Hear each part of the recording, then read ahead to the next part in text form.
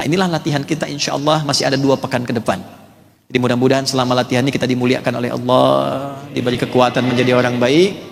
Nah, sekarang amalannya, zikirnya apa? Nah, karena saya cuma diberi 10 menit setelah ini, karena itu saya langsung sampaikan hadis dari Nabi saja. Assalamualaikum warahmatullahi wabarakatuh.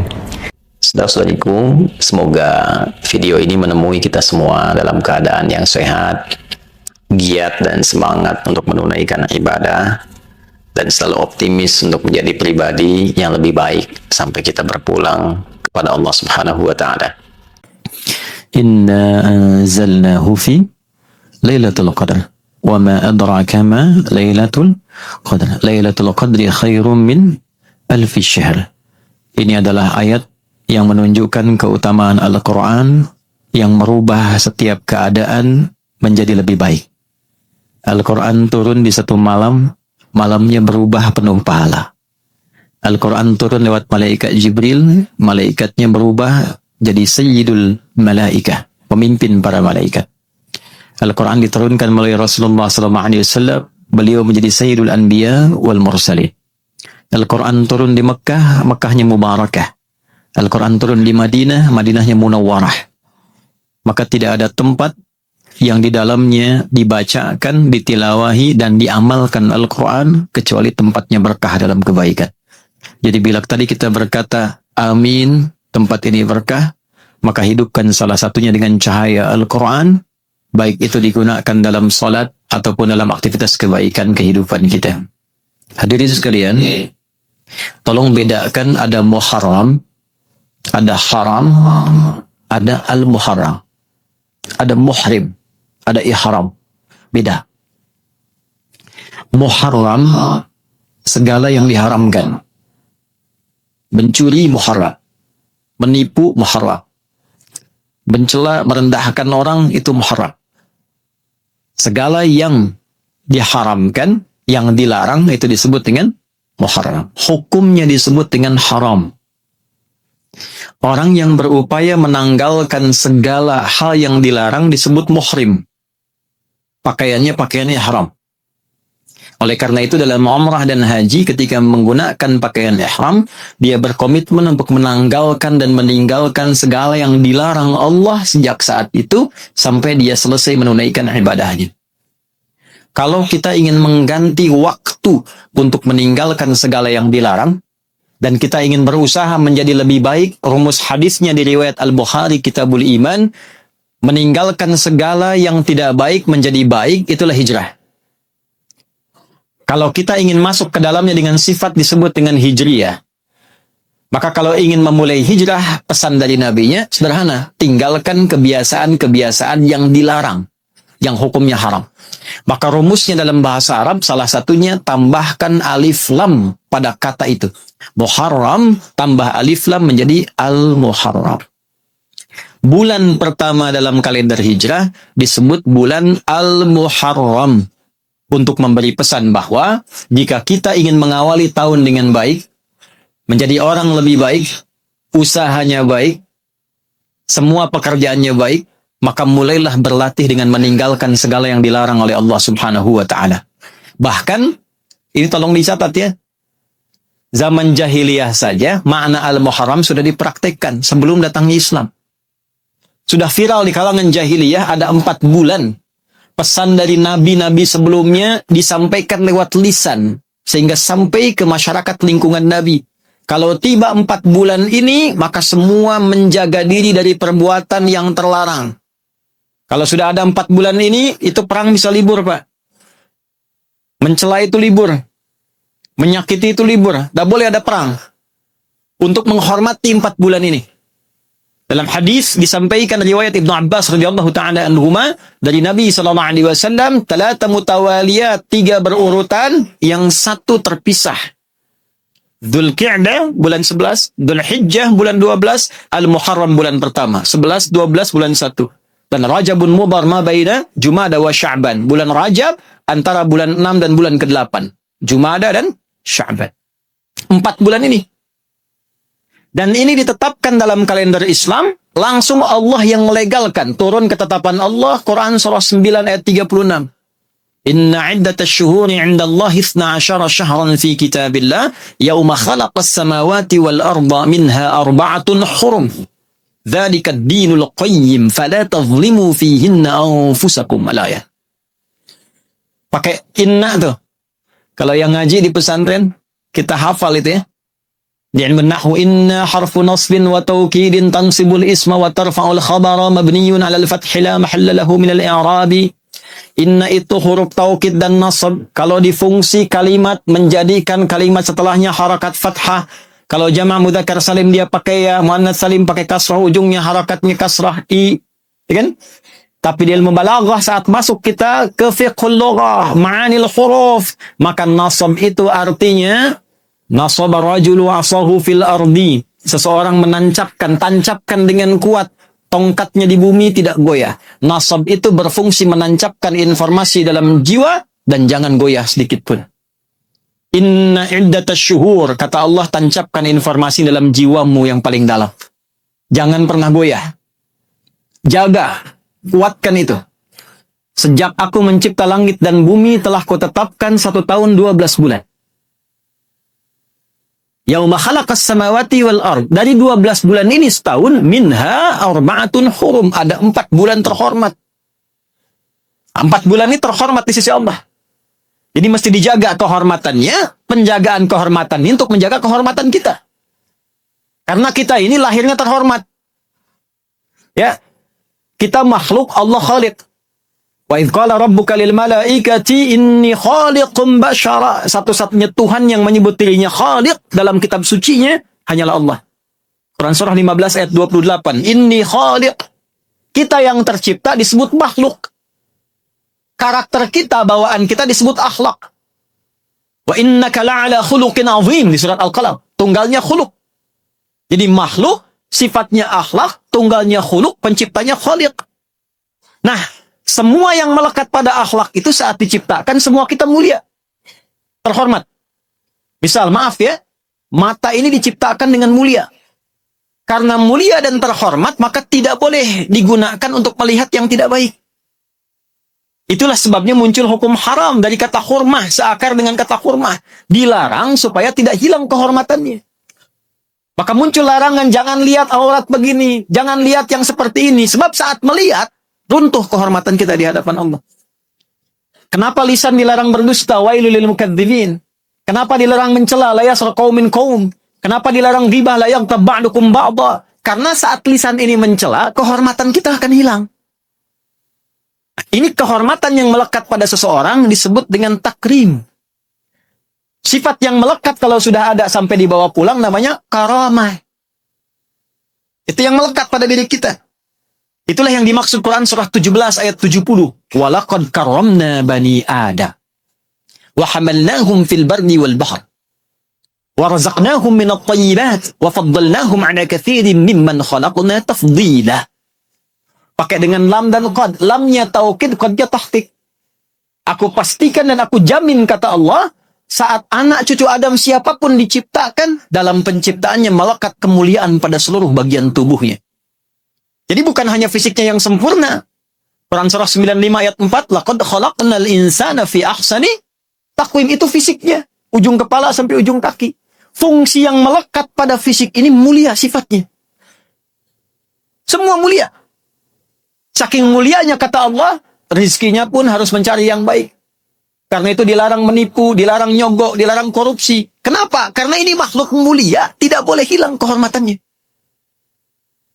Kemudian wafaddalnahum ala katsirin mimman khalaqna tafdila. Beraktivitas di daratan, banyak di lautan, kami berikan kemuliaan, keutamaan melebihi makhluk yang lainnya. Nah, jadi saat kita mulai tercipta ini, semua kita mulia. Semua. Cuma sayang dalam kehidupan kan ada saja peristiwa yang menjadikan kita sulit menjaga kemuliaan itu. Ya boleh angkat tangan siapa yang hidupnya sampai detik ini tidak pernah mencela orang.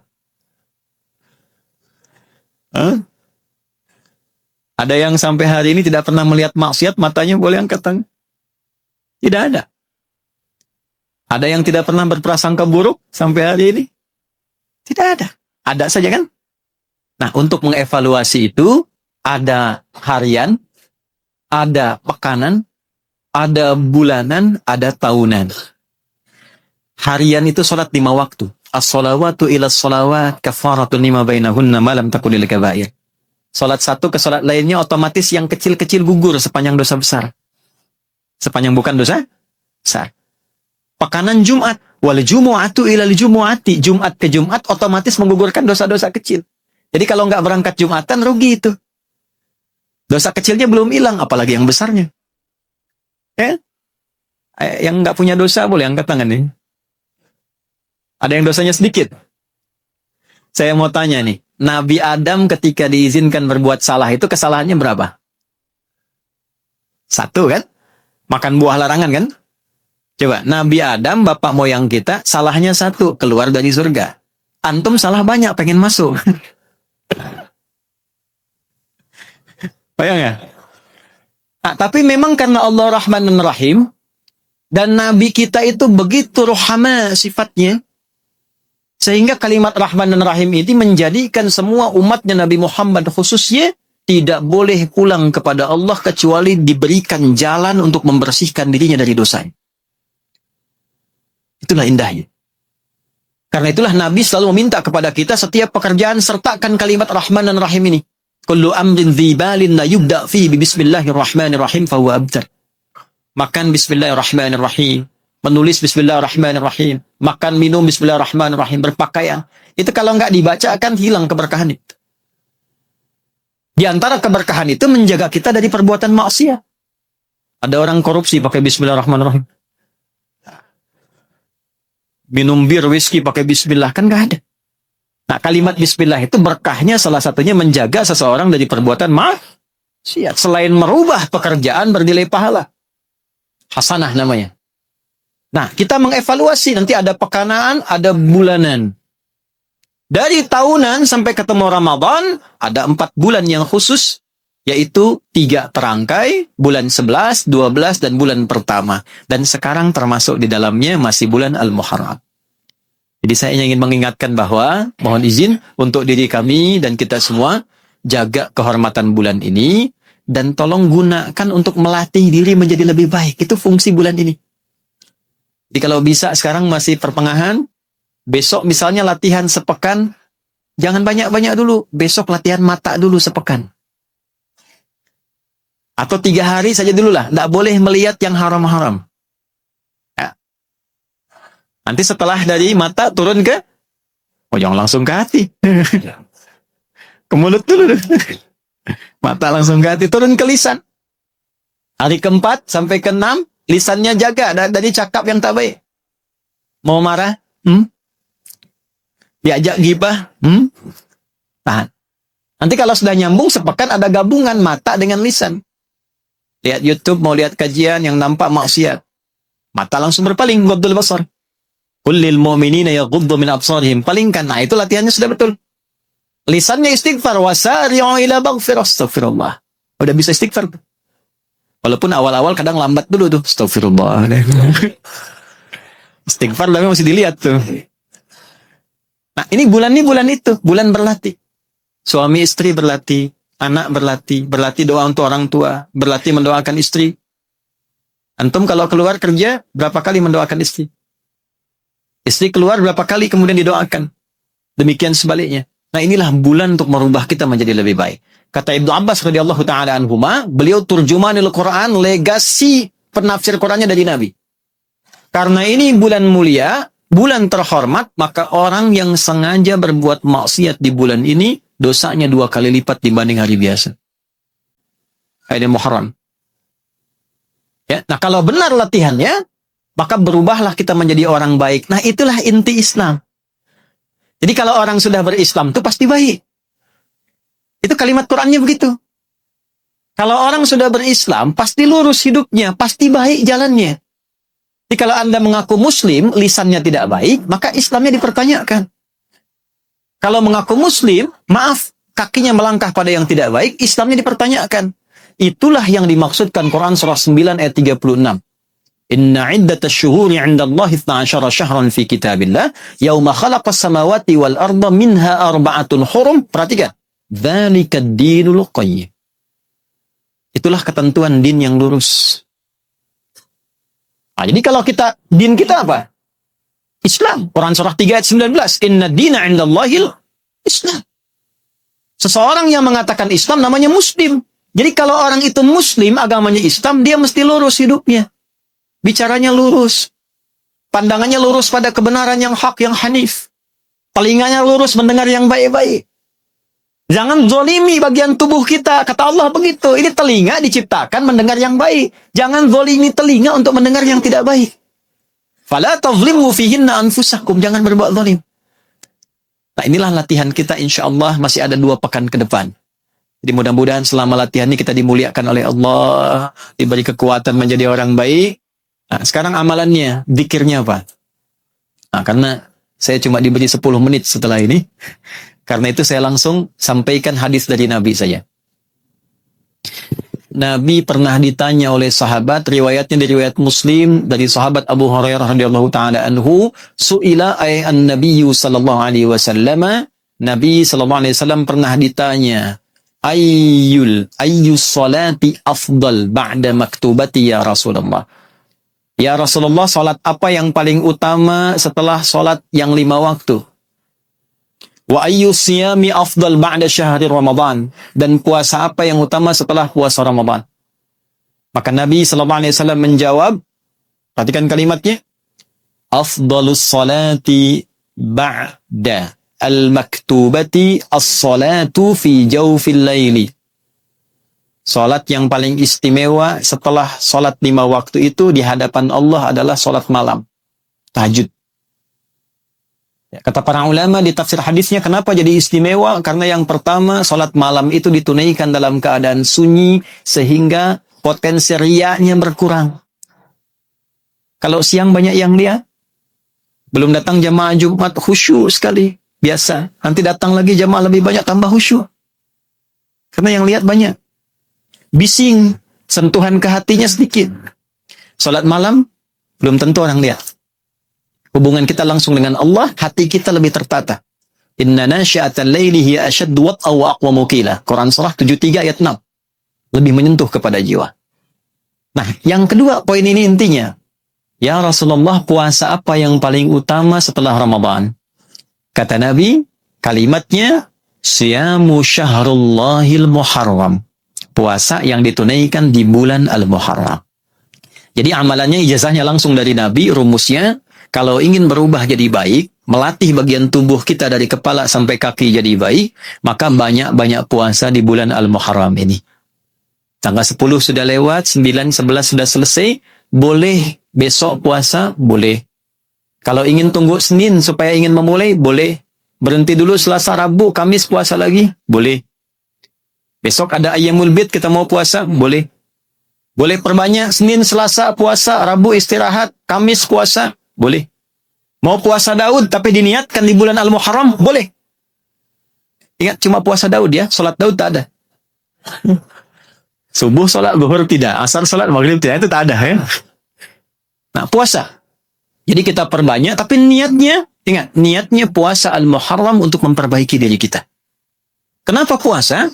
Karena puasa itu amalan paling singkat yang mengumpulkan banyak kebaikan. Taat dan menghindar maksiat. Orang kalau puasa jangankan sholat fardu, sholat sunnah dikejar. Orang kalau puasa yang tak baca Quran, dia bisa baca Quran. Orang tidak puasa, ada orang minta, belum tentu diberi. Kalau puasa, dicari-cari. Itulah hebatnya puasa.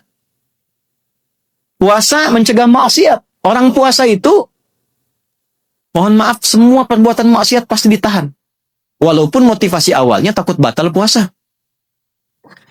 Ada tetangga itu suka marah, saya dengar cerita dari kawan, marah sekali, tiap hari marah. Waktu puasa berhenti marahnya. Buka pukul 6, 6 kurang seperempat, ada tetangga provokasi. Dia lewat sama istrinya, dia tak marah. Istrinya tanya, abang kok tak marah? Nanti habis maghrib katanya. Habis maghrib pun dia ingat, takut batal dan hilang amalannya. Maka tertahanlah itu. Maka ini yang ingin saya ingatkan untuk diri kami dan kita semua. Mudah-mudahan kita diberkahi oleh Allah Subhanahu wa taala. Ya. Dan yang terakhir, saya ingin ingatkan nama masjid ini Al-Falah. Ada Fauz, ada Farih, ada Falah, itu beda. Kalau sukses saja, belum tentu bahagia itu fauz. Orangnya faiz, perempuannya faizah, sifatnya fauzi, mubalaghahnya fauzan. Jadi kalau ada yang namanya fauzi, faizah, fauzia, fauzan, itu orang diharapkan sukses dalam hidupnya. Walaupun belum tentu bahagia. Kalau bahagia saja belum tentu sukses, namanya fariha. Sifatnya farah. Sifat laki-lakinya farhan. Namanya farhan diharapkan bahagia selama hidupnya. Walaupun belum tentu sukses. Kalau ingin sukses dan bahagia, maka robah kalimatnya menjadi falah. Itu artinya sukses dan bahagia. Sukses dan bahagia. Success and happiness. Kita diperdengarkan 5 kali sehari kata falah. Di telinga kita, bahasa Arab telinga itu udhun. Jamaknya adhan. Hayya 'alal falah. Sudah sukses belum? Sudah bahagia belum? Jangan-jangan pekerjaan sukses tapi belum bahagia di rumah tangga. Jangan-jangan bahagia tapi belum sukses. Maka kuncinya apa? Dekati Allah. Agungkan Allah dan dekatkan dengan sholat. Itu kunci utama falah itu. Pekerjaannya kalau diikat aflah, orang yang disebut muflih, amalan pertamanya sholat. Qad aflahal mu'minun alladzina hum fi salatihim khashi'un. Untuk itulah yang saya maksudkan, nama masjid itu oleh ulama kita dibuat bukan hanya menunjuk pada nama, tapi ada sifat yang diharapkan melekat pada orang yang ibadah di masjid itu. Jadi kalau kapan lagi masuk ke sini, hilangkan semua terkait dengan dunia di luar, khusyukkan diri kita menghadap Allah, sehingga Anda merasakan perbedaan ketika masuk dan keluar. Upayakan ketika masuk dan keluar dari masjid ini, kita mendapatkan perbedaan dalam hati kita. Tanda pertamanya, perhatikan kalimatnya, di Quran surah keempat ayat 100, ada kelapangan dalam hati kita. Dunia belum dapat dulu, karena dunia terlalu kecil. Orang yang mendapatkan falah yang Allah pertama berikan bukan dunia, tapi ada kelapangan dalam hatinya, kenikmatan ibadah, kedekatan dengan Allah. Berbahagialah kalau itu sudah dapat, baru dunia diberikan. Wa may yuhajir fi sabilillah yajid fil ardi maraghaman katsiran wasa'ah. Ketika hatinya sudah lapang, sudah bisa mengelola kehidupan, maka Allah berikan apapun yang bisa dia kelola, karena dia bisa berbuat lebih baik dan taat di hadapan Allah. Saya kira itu semoga bermanfaat, semoga kita diberkahi. Rabbana taqabbal minna innaka antas samiul alim wa tub alaina innaka antat tawwabur rahim wa sallallahu ala sayyidina Muhammadin wa ala alihi wa sahbihi ajma'in wa akhiru da'wana alhamdulillahi rabbil alamin. Assalamualaikum warahmatullahi wabarakatuh.